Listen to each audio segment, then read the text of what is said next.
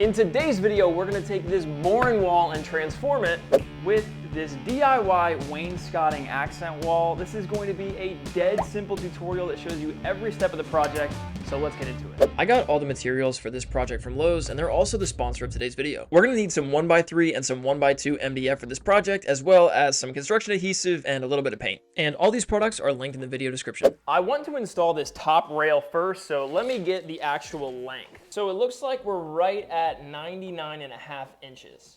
So I'm gonna go ahead and mark 99.5 inches on the first cut of MDF, and we're making our cuts using a miter saw, but you can also cut MDF pretty easily with a handsaw, either this style, that style, or you can just use a circular saw, and I like to use a carpenter square to keep everything straight. So I know that I want my top rail to be 35.5 inches off the ground.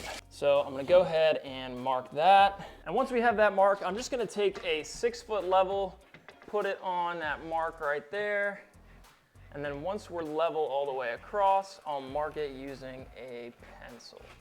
You can also use a laser level to get your line, but that's a little bit much for this project. So now that we have the approximate height of this horizontal rail, I think I'm gonna paint everything beforehand.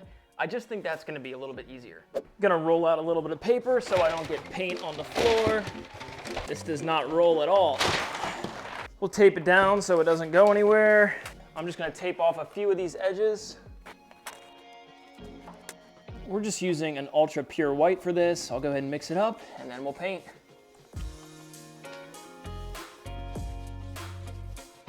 All right, let's hit it with a quick test fit. Make sure we cut it at the right length. That looks pretty good. And to actually attach the MDF to the wall, we're gonna use some liquid nails and also some 1.5-inch brad nails to go through the MDF and into the wall studs where we can, and into the drywall where we can't hit the studs. I've seen people install board and batten with just brad nails or with just glue, but going with both is definitely the most secure. And after positioning that top rail in place, I'm using a couple brad nails trying to secure it to each wall stud along that run. To decide on the board spacing, I modeled everything in a 3D software, but a pad of paper is gonna work just fine. I chose to set the outside boards 14.5 inches from the wall, which left 70.5 inches as the gap. And then using this formula, I took the span length of 70.5 inches minus the board width times the number of boards, which is 2 in this case, and that's divided by the number of spaces in between the boards, which is 3 in this case. So we're gonna need 21.75 inches as the spacing between each board. Now we just gotta measure our vertical pieces of board and batten. So I recommend that you measure each one because the floor could be kind of warped and you might have like a 1/4 to a 1/2 inch difference between that side and that side or vice versa. So I started by getting my 14.5 inch offset from the wall. I marked that, put some adhesive on the back of the MDF that I cut to size, and then I pushed it in place, made sure it was perfectly plumb, and then secured it with a few brad nails. Yeah, it looks pretty good. Now we'll just do the same thing over here. Really don't need a whole lot of glue to make this happen. Okay, now we're just gonna set our last couple boards based on the spacing we determined.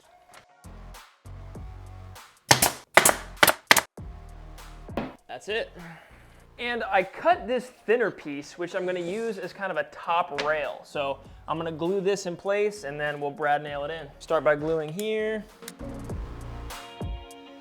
And now we're just gonna push it in place and nail it. Making sure we have it embedded in the adhesive nicely.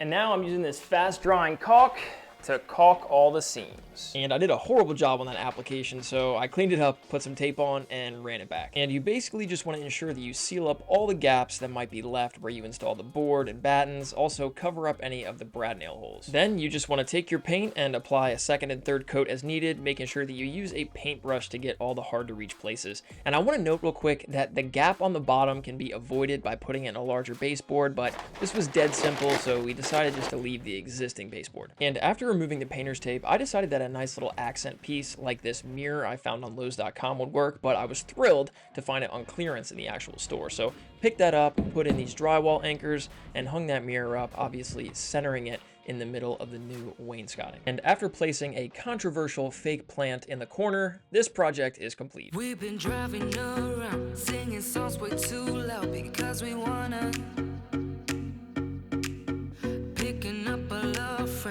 If you like this video, please drop a like down below and consider subscribing if you like DIY content like this. Thanks again to Lowe's for sponsoring, and I will see you on the next one.